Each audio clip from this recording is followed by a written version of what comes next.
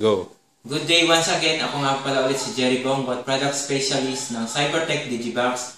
Kung kanina po pinakita namin yung basic introduction, this time ipapakita naman namin yung basic installation. Kung saan ito nga pala yung pinakaset ng unit natin.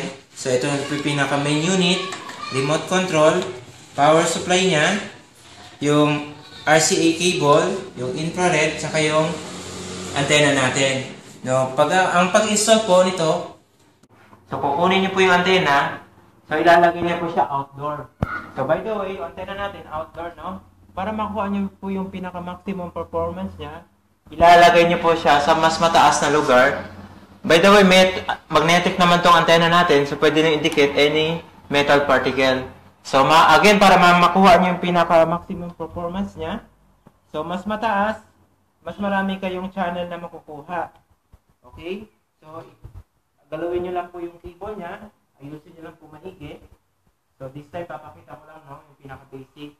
So, pagdating dito sa unit, kakabit nyo yung cable ng antenna dito sa antenna in. All you have to do is, pasok nyo lang yung pinaka-cable, twist nyo lang clockwise hanggang sa mag-lock. Again, yung pangalawa, so, isusupply nyo po yung pinaka-power supply niya. Again, this is very important, no? Huwag po kayong gumamit ng ibang power supply, kundi itong provided lang po ng unit, 220 down to 5 volts. So, ilalagay nyo lang po, plug in nyo lang dito sa pinaka DC in na may 5 volts. So, plug in nyo lang slowly but surely. So, after that, plug in nyo po yung pinaka infrared cable nya. Dito rin po sa pinaka infrared in. So, plug in nyo lang slowly but surely again. So, pang-apat, ilalagay nyo naman yung pinaka-RCA cable niya, dito naman sa audio-video. So, plug in nyo lang slowly but surely again. Yung pinaka-dulo nito, by the way, kung mapapansin nyo, yung pinaka-infrared natin, nag-green light na siya, that's the indication na nag-on na po siya. Papatayin po muna natin. So, pagka-red po siya, naka-off po siya.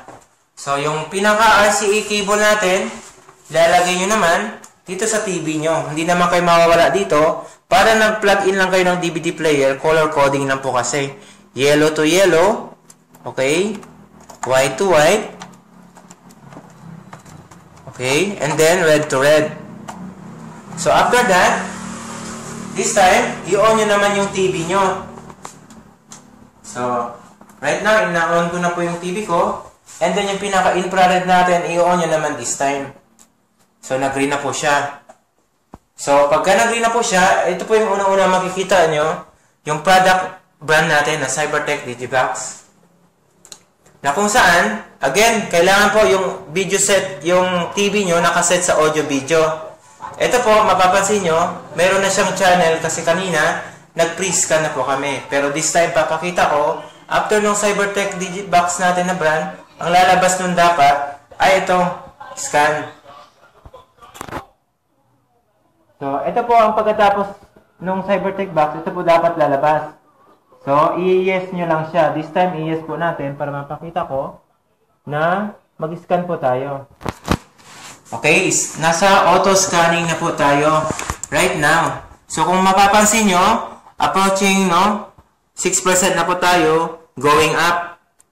So, pagka mag-reach na po ito ng 100%, lalabas na po doon yung mga list of channel na nasagap ng antenna nyo.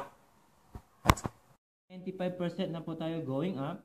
So, makikita nyo yung search end. So, nakakuha po tayo ng total number of channels na 22 channels. All you have to do, i-yes nyo lang po yan. Pindutin nyo lang po yung OK. Tututok nyo lang dito sa infrared natin. So, para makita nyo po yung pinaka list of channel, all you have to do, pindutin nyo lang po yung OK. Tutok nyo lang again sa infrared natin. Ito po yung mga list of channel na nasagap nyo. Scroll nyo lang po down. Yun, mamili po kayo kung ano po yung gusto nyo panoorin. Halimbawa, GMA. So, itutok nyo lang, i-OK nyo lang. So, para mawala yung mga channel list, so, i-exit nyo lang, pindutin nyo lang yung exit button. Ito. So, tutok nyo lang again sa infrared. So, as you can see, nawala na po yung channel list. Makapanood na po kayo ng digital reception sa TV ninyo.